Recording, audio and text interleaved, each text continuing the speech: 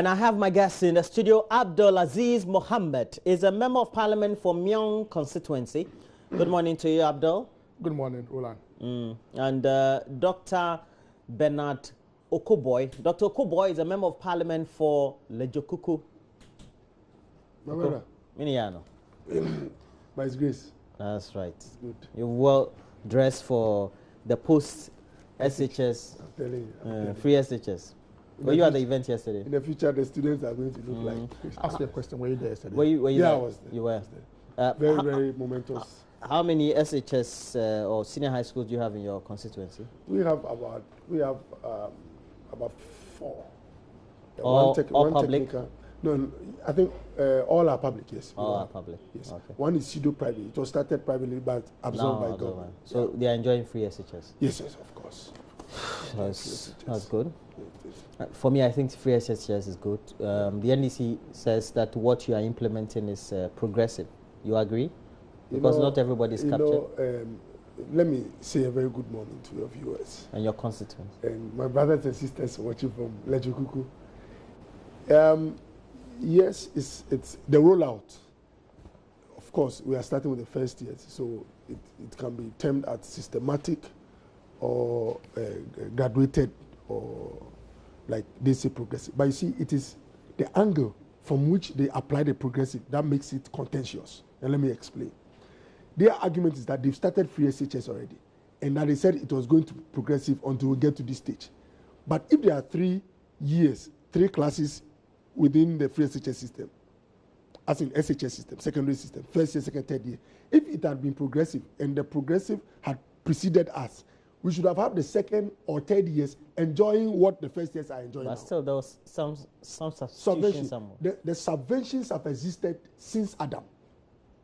They had subventions during that time, during Rawlins's time, Kufuor's time, Mohammed's. So the subventions have been inherent. So once you start referring to it, then you'll be caught in all governments. But this is unique to this particular government. So the progressive they mention in trying to justify their mantra cannot hold. And what about this argument that is still progressive? Only you have expanded the scope of the progressive.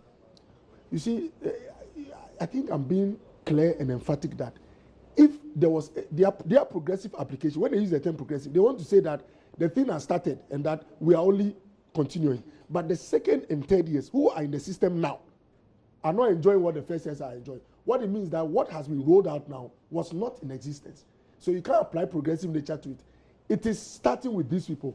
Even if it's progressive, the first batch is the first years. So you can't refer to a previous government as having started it when applying the word progressive. I think that is clear. So your point is that they really never started what you are doing now. Exactly. Otherwise, but they were still subventing or perhaps also... And I've told you that was structural, inherent. It's been there for all governments. And now, someone said something very interesting, that the second and third years, if the NDC says they started free SHS, how come they the same people are saying apply it to them to give them something like you are doing to the first years? They should have been receiving from them already. So I think that is back to the issue. Now, let me start by saying that yesterday, the president started the speech by saying that it was a happy day. Yesterday was 12, right? 12 of September. Yes, it was. Yeah. He termed the day or classified as a happy day. My brother, yesterday saw the rollout of the second biggest social intervention in the history of this country. The one which comes only before it is that of the National Health Insurance. Yesterday saw the biggest rollout. And you know what? I'd like to congratulate His Excellency the President, Dr. Baumia, the head of the executive, Dr. Matthew Opoku Prempeh. These guys have been working round the clock to make sure that this rollout is smooth and successful, despite albeit the few hitches here and there. You need to be a leader who is very audacious to try to roll out such a policy that is that grand in form and national in terms of coverage. Remember, we had a few feeding, we had some pseudo private and pseudo free SHS in the north. I call it pseudo because feeding grants and certain items were absorbed by government. Even with that, it is so common to hear of schools being shut down because the grants delayed or they've not been paid. Schools closed down. That was when it was restricted to only 3 regions.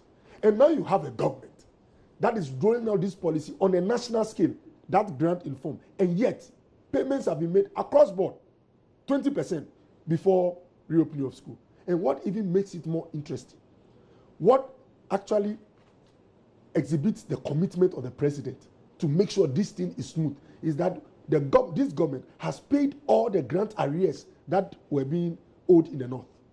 They've been paid up to now, cleared. So, Roland, as for the commitment of the president, it is unquestionable. One thing that I am very, very excited about also is that for the first time, the books, the textbooks that the students need. In the past, you have students reaching the second year or second, third term before the first year books arrive. Roland, for the first time, all students have received their books up to the third year. First year students have received books they will need all the 3 years, so that there is no excuse. So that those who are quick in terms of absorbing syllabus can even try to start ahead and read. That is very, very innovative.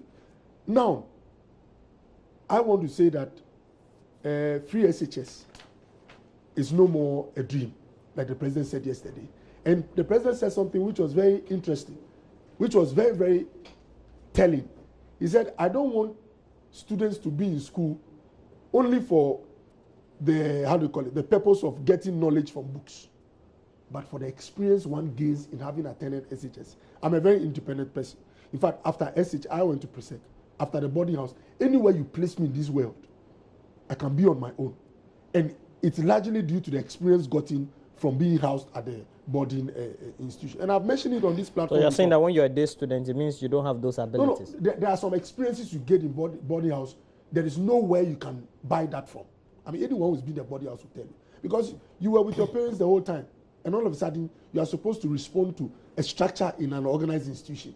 And you have to learn to obey time, to take instructions from people who are not your direct relatives. You learn to obey order. And you know what? I've said it here, and that is the most important aspect of free SHS. That what is happening is not an attempt or an effort in fulfilling a campaign promise. It is an exhibition of the affinity that we have as a government for the poor and the compassion for the vulnerable. You have to be a compassionate leader to insist on making sure that secondary education is free. Not only capacity or competence, compassion. And that is what this president has that others did not have. Beyond competence, he has compassion. And let me land with this. From class 1, the basic education, let's say from class 1 to JSS3, most places, if you are not in a private institution, government is virtually free. Is that not it? The only time parents come into reality with facing a difficulty is when they are crossing from JHS to SHS. And when I was about to cross, it took my mother's utensils to cross. We had to go and sell utensils she had since the 80s, the finest, to get money to enter Presec. My brother, if she had not had those utensils, you would have met me on the streets trying to hustle you. So this president is very conscious, and the promise to do free SHS since 2008 was not out of a vacuum. It was only after the president, His Excellency, had interacted with Ghanaians across the country. And this is the landing notes, and you have to, everybody must remember this. When you're a leader, you have to choose between two things. Either you invest in your citizens, or you invest in a few who might be cronies and friends. This president has chosen to invest in the future of this country, and not a few. I'm not going to refer to the few who benefited in somebody's era, but this is a choice the president has made.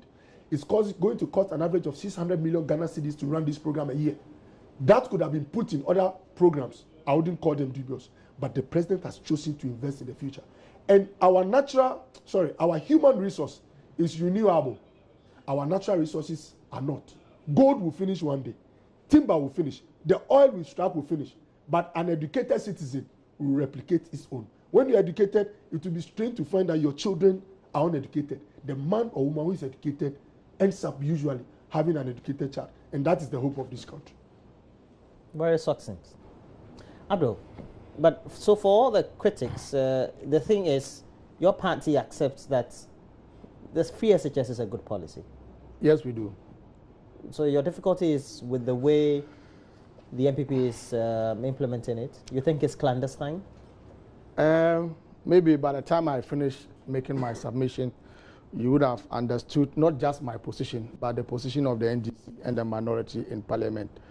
Let it be put on record that the NDC as a party, the minority in Parliament today have never opposed free senior high school. And thank God that my colleague here has not made any attempt to allude to that. I have listened to some uninformed members of his party, communicators, proceed on that tangent to suggest that the NDC was against free senior high school right from day one and that we are still against it. That is not true. Let me place it on record. We have had issues with the way and manner it was pledged, and we've had issues with the way it is being implemented. Yesterday was another day for some sort of jamboree by the president, the vice president, and the MPP government. Earlier on, they had a program to launch the logo of the Free Senior High School. They inaugurated the secretariat. They appointed an ambassador who does even school in Ghana. And so the jamboree has been one too much for us. And we are wondering what the president and the government seeks to achieve. But yesterday before I went to bed, I was just trying to go through the speech of the president. And I realized that I ended up marking almost every space on the paper. For instance, this is the speech that President Nana Addo submitted yesterday to the Ghanaian public. Second paragraph. This is what, no, let me take you to the fourth paragraph.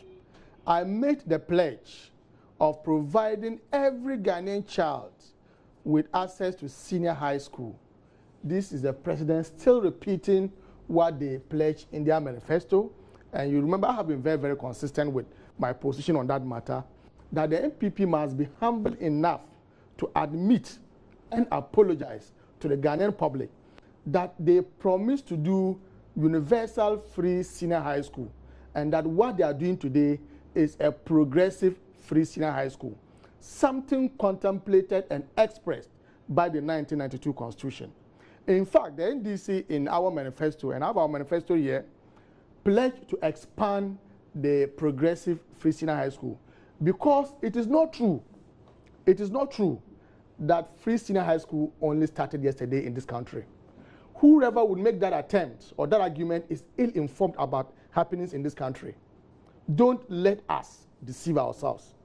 In fact, it started in 2015-2016 academic year. What happened in 2014-2015 academic year was to do a scholarship for some 10,400 pupils. But in the 2015 budget, free senior high school, progressive though, was announced, and as much as 320 day students were enjoying free senior high school for the 2015-2016 academic year. 320,000. Yes, 320,000 day students. It was increased to about 450,000 students, day students, for 2016-2017 academic year. The records are there. You can cross-check from all the schools across the country. What we intended to do, that was captured clearly in our manifesto, in the run-up to the 2016 elections, was to expand it to include boarding students. And our target was not all boarding students, but to deal with those who were needy, the vulnerable. And so let it be on record that we have always argued for a progressive introduction of free senior high school, because we think that, one, our economy is not in a state to support a universal secondary school now. We didn't want to rush into the program that will compromise quality. And so we have warned all along that free senior high school is good, but be cautious with the way you do it.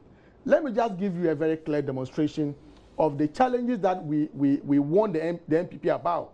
That is beginning to show in their faces. Why? On the 8th of August, the Deputy Minister for Finance stated clearly that the money for the free senior high school was available and was ready. He said an amount of 480 million Ghana cedis was ready, and that they were going to release just half.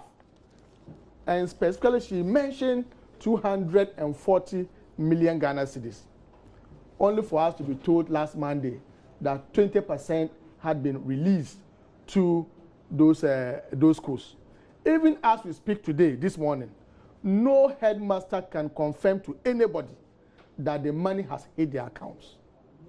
These are some of the challenges that we thought that the president and the MPP ought to have paid respect to. But you see, they prefer doing the usual MPP, NDC propaganda, that anything that has to do with national interest, they would want to play politics with it, and we want to paint the picture as if the NDC has been against free senior high school. Now, when I was going through the speech of His Excellency the President, for instance, he said that over the last 4 years, an average of 100,000 BECE graduates who, I'm sure he meant who are placed in our public senior high schools each year, do not keep up their places. This means that in the next decade, about 1 million of our young men and women would have had their education terminated at the junior high school. Such a situation is totally unacceptable, and I am determined to end it. This is why my government is today beginning the implementation of the free senior high school policy. Like I indicated, it's not true. This year, the number of students who could not have accessed senior high school has dropped to 36,000 students. This is not true. I challenge the president, I challenge the Minister for Education, and I challenge the Ministry of Education to give us details to confirm that every year, for the last 4 years, under the tenure of President Mahama, on the average, 100,000 students did not access free senior high school because of cost. It is not true. And suddenly you have reduced it to 36,000 just in some 7 months into office. Okay, the available statistics, I believe, was even published by the Daily Graphic 2 days ago, give every indication that we've had since placement. Yes. That we've had averagely about 100,000 students not going to school at all, not taking up those places. As a result of? As a result of many factors. According to President Nanado, and I have the speech here, he attributed that, even if that is true, he attributed it to cost. I said that's not true. And he said, listen to my brother, and he says he has reduced it to 36,000 students, pupils. The 36,000 that we have today are those who did not meet the pass mark. Those who did not meet the pass mark. 36,000. We're talking about those who meet the pass mark, but do not take up the place. Exactly. We're talking about those who have met pass mark, who can be enrolled into senior high schools. Exactly. Now the president says that under President Mahama, because he said for the past 4 years, clearly President Mahama was the president of the Republic, that on the average 100,000 students did not take up their places as a result of cost, and that he has reduced it to 36,000 students. And you think that's contentious? That is very it's not true. The 36,000 is it contentious or it's not true? It's not true. You have just confirmed that those are the 36,000 are those who have not passed to be admitted into the senior high schools. And so let's get the differences right. Now, there were some other things that he related to that he failed to acknowledge. For instance, the TTEL, the the Secondary Education Improvement Program. These are all babies of President Mahama and the NDC, the very regime that he referred to as incompetent. And so what we are saying is that with which government will, whatever we would do to support them, we would only advise them to extricate themselves from the pure propaganda and lies that they are engaged in. We are all interested in building a very resourceful human talents. We are committed to helping the regime to succeed in respect of the free senior high school. Of course, our position, like I indicated earlier, was to expand the progressive introduction of free senior high school. And remember, between 2009 to 2016, about 190 senior high school buildings were constructed. Remember, in the run-up to the 2012 elections, our argument was that let's do access first, let's expand access before we do free senior high school. And so we embarked on a very massive infrastructural development in respect of senior high schools. New buildings were commissioned, dormitories were constructed, capacity of teachers enhanced, ICT lab. So free senior high school is not the only panacea. It's not the only solution to enhancing education at the secondary school level. That is not true. And let me even tell you today, there are school fees, there are some charges that schools are asking parents to pay. I have on my phone that parents have sent to me that when we went to register our kids. Which schools are those? Oh, for instance, I have seen that one of Tamale Secondary. I have it on my phone. They are made to pay some extra charges. Exactly. And so are they fees that the GES or government should have been absorbing? I'm unable to tell, but for instance, because we have fees that the government and the state is supposed to absorb. And let us also admit that government cannot entirely fund education for parents. For instance, uniforms. Those who are reporting for school, those who reported. I hear the uniforms are supposed to be free. It is not true. No, it's part of the capture that if you want to extra, you can go buy extra. It is not true. I am telling you. Why? Somebody is reporting on the 12th of September. Even before 12th September, you didn't even know the person. How could you have sewn the person's uniform? There are still expenses that parents would incur. And so, to a large extent, it will remain a very heavy subsidy. Those cannot be uniforms. And let me tell you, Arulan, as at the time President Nanado, then candidate Nanado was going around campaigning, he was speaking to those who were in first year, now second year, those who were in second year, now third year. His message was directed to them. He was not talking to prospective senior high students. Today, you've won power. My friend says it's a graduated free senior high school, not progressive.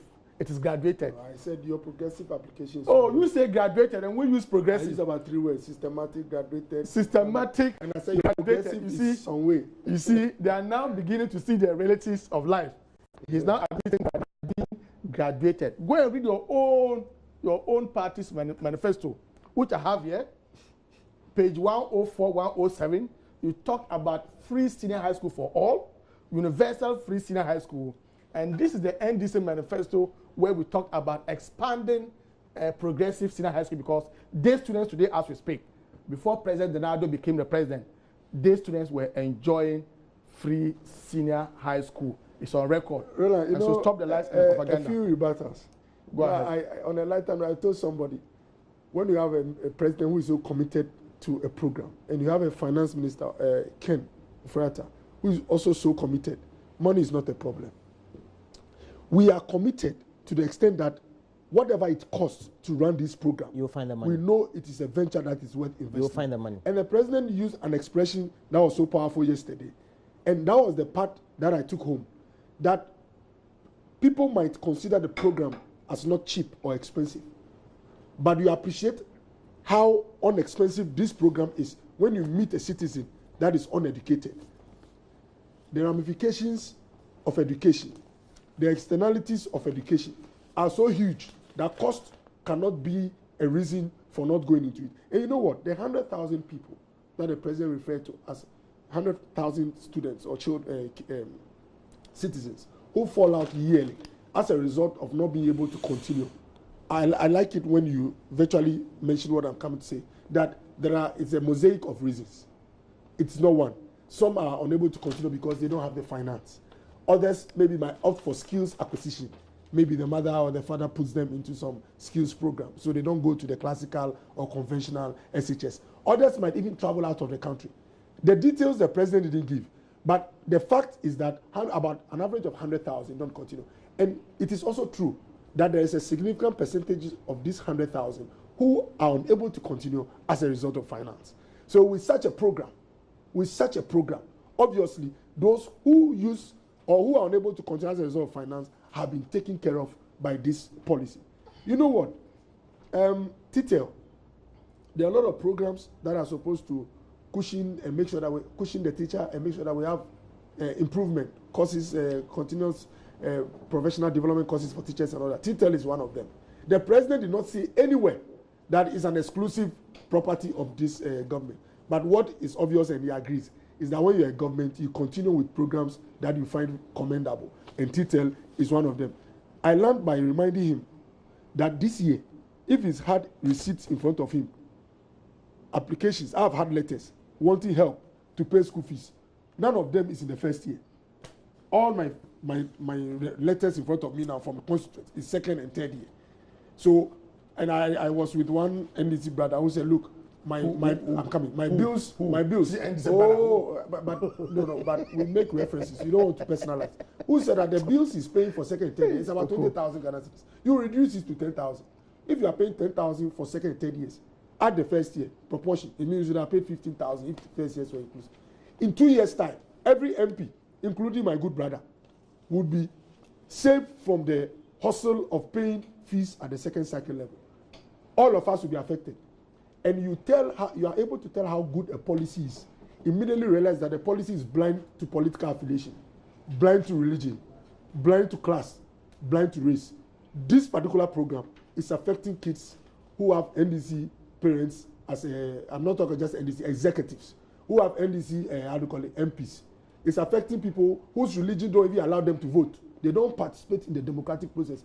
Jehovah's Witness, I know some who don't vote. Their parents will benefit. That is how you tell that the government is really interested in ensuring equity, access, and quality. These are the three. Okay, as you speak about all that, we have schools that don't have commensurate or complementary accommodation. They have shortage of facilities which will complement the increased numbers, and likely also to affect the quality of the livelihoods they live on campus, and even some externalities like people being posted or allocated schools where they are not in those areas or in those regions, and those are the other perhaps negatives that we also need to deal with. How do we deal with those ones? You know, every policy has ramifications, and one of them is what you cited. So you said they are the guinea pigs. No, they should sacrifice for the system. No, you don't get for the overall good of the policy. That now, are you saying they should sacrifice for the overall good of the policy? No. What I mean is that the consequence must be worked on. You set out a task of giving free finance, like financing the education. Now access has increased, so you have a duty to expand infrastructure. And that we admit. Yesterday, the president put it in a nice way, that we will falter, but not fall. It is impossible to have a policy, no matter how forward-looking you were, have a policy rolled out and not face challenges. The criticisms my brothers are bringing, I always say that I don't have a problem with it. You need criticisms to fine-tune every policy you roll out. Just that some of their criticisms is suspect, but most of them is genuine. Only a few are suspect. So it's good to have all of them. In fact, there are criticisms that came within our own party from some people. But of course, as part of what were some of them? I'm coming. As part of the organizational work or organizational behavior, you know where to put it. One classical one is where the policy dictated that if you don't qualify for free SHS now, you cannot enter. I know specialists in our party in education who told some of our policy guys that, look, as for this, take a look at it. And quickly, I'll commend the Minister of Education for that. Quickly, it was reviewed that when you reach it and you qualify, you'll be absolved. And that is a trait which is helping this government to listen and not claim or pretend that you know everything. So most of their criticisms will be absorbed. And one thing I can assure everybody, including himself, is that next year's rollout would obviously be better than this year's rollout, because the lessons of today will be captured tomorrow. So you have no difficulties again. So no, we don't have some difficulties. All that we want is the humility to accept. Look, let me just share some figures with you. These same figures we churned out. We churned out when we had a press conference on Monday. That's the minorities press conference. Exactly. So which speech today, is this? Which speech are you? Oh, this is the minorities. Yes, exactly. I just want to share some. I just want to share some figures with you. Today, about 310 students have been placed by the... You mean 1,000? Yes, 310,000, the computerized placement system. About 300. Oh, my brother, take it easy. You can come back when I'm done. Okay. Today, as we speak, we have about 285,450 students in second year, and we have about 954 students in third year. Put together, about 404 students who are currently in school will not be benefiting. You mean thousands students? Yes, will not be benefiting from the free senior high school. Over 500,000. Exactly. About almost 600 1,000 students Okay. will not be benefiting. And so when you have about 310 students benefiting, 1,000. and about twice that number not benefiting, you cannot say it is a universal free education. And so you must be able to admit to some of these shortcomings of your government. You say our criticisms are laced with mischief, and yet you don't have a standard. No, you say they are laced with mischief, and yet you don't have a standard to tell which critique is real and which is laced with mischief. All that we are saying is that do it and do it well. If it must be done, it must be done well. As at the time we were leaving office, more than 450,000 students, day students, were enjoying free secondary education, day students. And we intended expanding it to include some boarding students based on need basis, not this your 419 free senior high school that you are doing. So just be humble enough to admit. Abdulaziz, but the overall consideration is that once we're doing wholesome, perhaps substitution or subvention of senior high school education, then because we know that by 2019, all of them, 2019 going to 2020, all of them would have been on board. Yes. Progressive. And graduated, as he said. And looking at the numbers, we're likely to get close to 1 billion, or if not 900,000 or 800,000 students in school who would have been part of the because now we have 310,000 placed. We also have close to 1 million. Almost close to 1 billion. And so we must be looking at a reliable, sustainable funding regime. That's what we have. If you listen to the president yesterday, he says oil resources. No, he didn't say oil. No, he said natural resources. Natural resources. And so they are now scrambling for. They are not scrambling. Natural resources, we know, right? Natural. You did a bit of geography. No. You know natural resources, minerals from the I do. Gold, I do. Bauxite.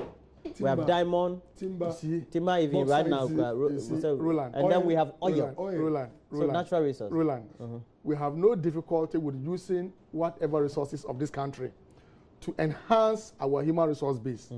Remember Minister Osafo Mafu, the senior minister. The senior minister made some remarks to the fact that government was considering using the Heritage Fund, the oil resources, to fund the senior high school. Then we came out to point out to him that that would have been unlawful without amending the Petroleum Revenue Management I'm sure it will be amended. I'm making a point here. You don't roll out a program before thinking of the funding sources. If you intend to do a universal free senior high school policy, you should have thought of how to fund it. That's why today they will say 50%. The next day, why? In the budget, the 2017 budget that was presented to myself and my good friend here, an amount of 400 million Ghana cedis was earmarked for the free senior high school. The deputy minister on 8th of August talked about 486 million Ghana cedis. 400 million and 486 million Ghana cedis are not same in one. You promised to release 50% of it within the next 48 hours, only for you to release just 20% of it. The 400 million that they earmarked for free senior high school is just for a term. It's just for a term. The term has about 12 to 14 weeks.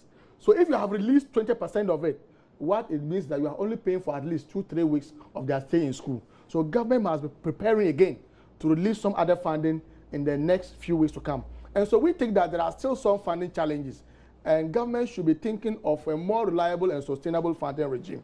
I'm not surprised. But you approved the budget. When you as MPs approved the budget, where did you, or which question did you ask about where the sources for those expenditures will be coming from? Oh, these questions we've asked on the floor of Parliament. We've even asked using the media space. And anytime you ask that question, you are either seen as a saboteur or a doom-monger.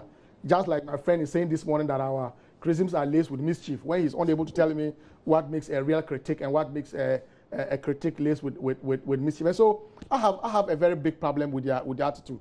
So when you listen to Osafo Mafu say Heritage Fund, now the president is saying that our natural resources, be bold, Mr. President. Tell us that we want to encumber oil resources to fund senior high school. Be bold and tell us. There was one lecturer in one of these public universities, one Dr. Asibe.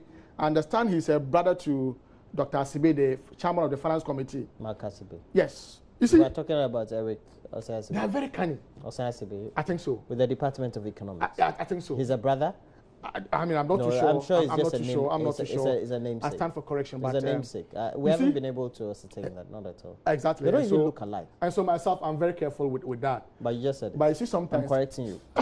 Roland, you know, in politics, a lot of interesting things happen. They started using the academia to propose some 1% increment in VAT, and they didn't see the response so good. That same doctor made a public statement to the effect that government should consider increasing VAT by 1%. Now we've had Kofi Bento. You know Kofi Bento also Yes. saying it. You know he's the vice president of the money. Politicians would use academia and civil society sometimes to test the waters. So you think that's what they are doing? When they did that and that didn't fly. But this time nobody has said anything. Akufo-Addo is going back to use what Osafo Mafu said, that let's use our oil money. Now he says natural resources. Is it cocoa, gold, or oil? Be bold enough. You can't roll out such a bold policy without a funding regime to support it. All right. You must learn to govern and govern. So at the end of the lies. how do we fund it? I think that when I saw that news item by Joy, I'm sure couched from the discussions on Joy Super Morning Show, Kofi Bento proposing VAT. I thought it looked laudable. Paying an extra percent or two on VAT is not a bad thing. When they are reducing taxes and taking taxes away. Bible puts it in a very succinct manner. You've got the Bible inside, yes. What about the Hindus who use the Sanskrit? No. I'm using what I practice. That is not. They haven't go to church. It should not be interpreted as an affront to the others. Where your heart is, there would your word be. There would your treasure also be. The heart of this government, the heart of this president, His Excellency Akufo-Addo, is in this particular program. That the only equitable and progressive way to make opportunities available, no matter where you're coming from, is this program. And wherever we will get the resources. And you know what? The president did not say that we are now thinking about using natural resources. He was explicit. He said we are going to use what we get from our natural resources to fund it. And I'm happy you quoted. And you know what? Oil. In the S2R government, in some years past, I don't want to mention personalities, we were able to pay an individual close to $50 million when we did not plan for it. It was not in the budget for that year. But because a particular leader found it expedient and necessary, he found the money. And it went into a private account, not even a company account. In this country, we were able to pay a company 98 million Ghana cedis to fumigate corners of this country when we can't identify the peripheries of the job. We found the money. In this country, we were able to buy 900,000 waste bins when we had 150,000 that were still to be distributed. It is for the leader to determine where you put the resources in. Those monies I'm talking about, they did not come from the ports. They did not come from the sky. They came from our natural resources. Can you tell where this money came from? Are you smarties? Contract details. The papers show that the money was paid before the contract was signed. Ask Occupy Ghana. When you have a president who is so willing to pay monies even before he signs a contract, it tells you where his heart is. His heart is in empowering a few. This country fortunately has a president who is interested in securing the future. And remember that this month, we don't only have the rollout of the free SHS. We have the return. We have the the restoration of the teacher training allowance, which a previous government told us that could not be sustained. What is sustainable? You need commitment to preserve a program. We have the commitment to preserve it. And these are snippets of what they might do in the future. If they are saying that you can't sustain this program and the commitment is not there, it is my prayer that this government will be in place for as long as possible so that we keep it running. I'm saying so because we were left with a 1.2 billion debt in NHIS, which nearly crippled the program. We are trying to revive it. So it is a signal to Ghanaians. Make sure you keep a government who has an interest in the program it rolls out. The NHIS was collapsing? Oh, do I need to tell you? You mean because it was riddled with that? Yeah, but what will collapse the program? Okay. That's okay. And minority and civil society groups, they're raising concerns about the bill establishing the special prosecutor. Yeah. And we had a number of concerns being raised by the minority leader, Haruna Idrisu, because I haven't read the bill in itself. I think I need to get a copy. But he says that there's a section that says I'm sure there's a clause there that indicates that is the Attorney General that will still sanction which cases, etc. And then I think it depends on how much has been embezzled, that will be categorized. And, you know, and there have been some new propositions made by the minority leader. I've read the bill. I've read the bill. You have a copy? Yes, I think I have a soft copy. I've read the bill, and most of the criticisms or the comments being raised are not, I mean, they hold some water. There's some truth in them. You see, when you read the bill carefully, the bill in the introduction says clearly that the office is intended to focus on activities that border on corruption by people in high places, political leaders, public officers, and all that. Now, there is still some relationship between the AG's office and the independent prosecutor. And that is where people raise the special prosecutor. Sorry, it's not the same as the independent prosecutor. The special prosecutor. That's why people raise questions about the level of independence of the prosecutor, whether it's absolute or it's partial. And it is true, when you look at the structure, the special prosecutor, if you look at the bill now, has been given he has some protection. Let me use that word. Protection as in, there are clearly defined activities which he can commit himself to, or she can commit it, depending on who holds the office. There are limits also defined as to what cannot be done by the special prosecutor, term of office and all that. I think most of those provisions guarantee some level of, appreciable level of independence. But the fact that the prosecutor still works sort of under the AG or with the AG is what makes them raise issues. I think the bill is supposed to transcend governments. Assuming the NDC comes in 25 years or 40 years or whatever, they would still also either use the bill in its whole form or maybe tweak it a little. Once it will apply to many governments, my suggestion is that we should take most of the criticisms and see how to work on the bill. The fact that this government withdrew the bill at a point or after they've raised questions and sent it back to the committee shows that we admit as a government that it's a bill that is not absolute in terms of wholeness. It needs some workings, and we are going to do that. As for the issues raised by the, how do we call it, the minority, some of them border on discretion.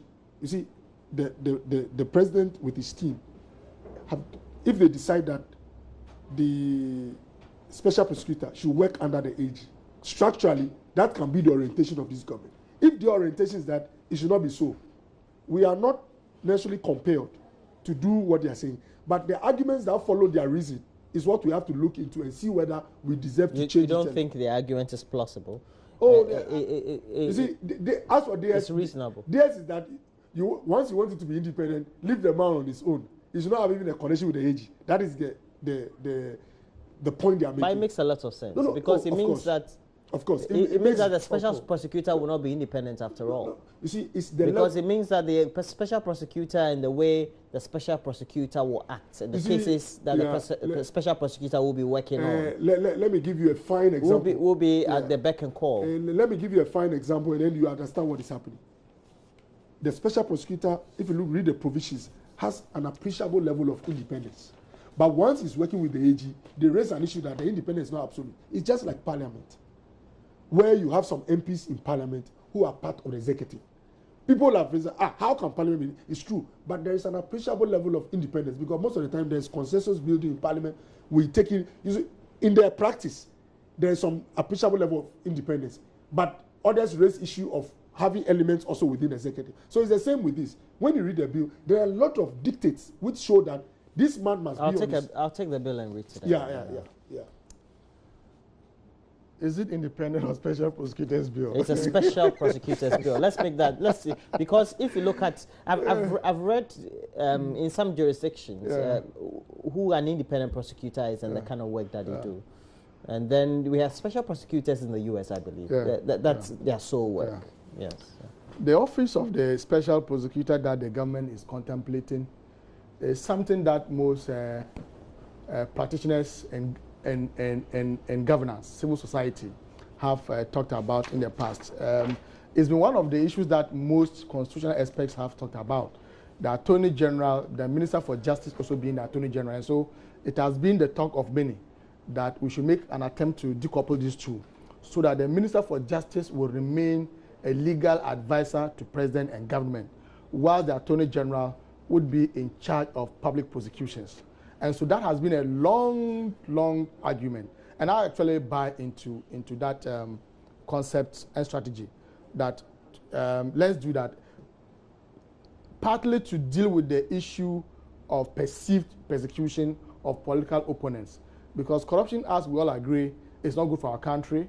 White-collar corruption, we must tackle it head-on. And so any attempt to fight corruption is good. And so I actually go with that, with the thinking of creating the office of a special prosecutor, not as in the way it is being done now, but as decoupling that one from the office of the Minister of Justice. Very well. Now, our challenge as a minority with this issue has to do with some constitutional challenges. Now, if you say you want to deal with the perception of prosecution, so when we are prosecuting political opponents, it is not seen as a witch hunt, but a fight against corruption. And in your answer would be to create the office of a special prosecutor. Now, you cannot do that successfully without going to amend Article 88, which clearly says that the Minister for Justice and the Attorney General is the sole prosecutor on behalf of the state. He's the only person clothed with authority to prosecute people on behalf of the state. Any other institution seeking to do that can only, per the current constitutional arrangement, can only do that with a prior approval by the Minister for Justice and the Attorney General. Commission on Human Rights and Administrative Justice and YOCO, these are all institutions that deal with corruption, but they cannot prosecute without an express approval of the Attorney General. In fact, the Attorney General will direct the direction and pace of prosecutions. And so this one should have been an attempt to make the special prosecutor fully independent. I listened to Honorable Ben Abdallah, who is the chairman of the committee, a very nice man. I admire him from a distance. He admitted on radio yesterday that per the current arrangement, the special prosecutor will not be entirely independent of the executive, and that we think is not good. Now, even when you read the bill, they are talking about prosecuting public officers. And so if a private company was to engage in corruption, remember in corruption cases, both the giver and the receiver are both culpable. And so if you say that the special prosecutor can only deal with public officers, if there was a private entity involved in a corrupt act, are you saying that the special prosecutor can only deal with the public officer and leave the private sector? They are also talking about politically exposed people. The bill is also targeting to deal with those who are politically exposed. The question is, who is politically exposed? Is it a member of parliament, the constituency secretary in Tamale South or Tamale North who has a business interest? And so there are still some gray areas that they need to engage the public on, but the way the bill stands now would suffer some legal challenges, that if they want to establish an independent prosecutor. Well, that's what we're going through, the processes and the views are being sought. Exactly, but they seem to, you see, this matter came up when the Minister for Justice appeared before the opponents committee. I remember. And look, I listened to the two deputy ministers at the ministry during their vetting, including even the minister. They were very defensive of the current position of government. And that is worrying, that they don't seem to be making themselves amenable to some suggestions. But let's see how it goes. We would support anything that would fight corruption, that would deal with white-collar corruption and protect the public purse. But we will not be part of any process that will create a resemblance of a special prosecutor, when indeed it's not a special prosecutor. No, we won't be part of such an act. The president is a lawyer. He's surrounded himself with at the Flagstaff House with a lot of lawyers. I'm not a lawyer. It shouldn't take you anything to know that what they are doing is unlawful. For instance, if you don't amend Article 88. Why? If this is what we want to do, if the current bill is what we want to go through, then we should leave YOCO to do it. YOCO can do it. There's no need. There's no need. There's no need. The legality or otherwise of a bill is not within the bosom of a political party. It can I'm not here as an NDC. No, I'm not here as an NDC secretary. No, remember, I'm not here as the NDC secretary. I'm a member, just like you, a member of parliament, and our primary role is to make laws. I know. So are you saying that the press? Are you saying that the views of the minority leader were political? No. What I've been He said because we belong to NDC. First of all, I think that was not. See, I was the same person who said that. I was not a very palatable comment. I was the same person who said that. Do you agree? I was the same person who said the criticisms are necessary to fine-tune the bill, and that the withdrawal in Parliament sends back to the committee. Because you listen to the legal luminaries, and then you have further reading on because of the challenges. No, it was late without the 14 days. Without the Gazette, I know. And so it had nothing to do with the content. Roland, let me land by saying that. It had nothing to do with the content. Let me land by saying that.